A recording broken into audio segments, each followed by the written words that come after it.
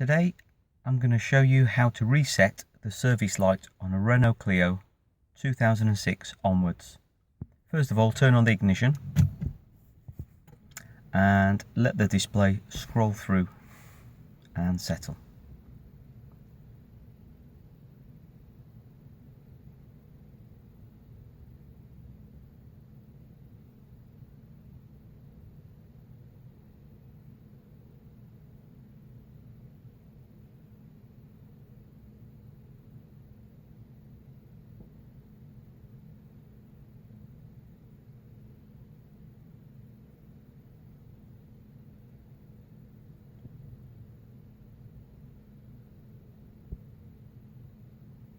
Right, once the service due light has been displayed, scroll through on the joystick back to the service due.